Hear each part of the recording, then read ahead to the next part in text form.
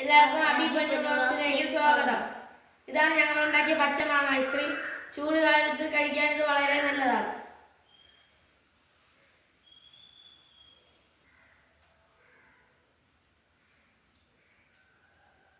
Wow, very tasty.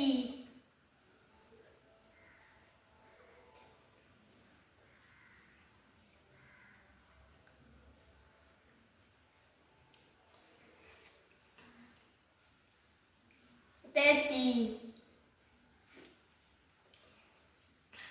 ഇതിൽ ചെറിയൊരു പുളിപ്പും മധുരമൊക്കെ ഉണ്ട്.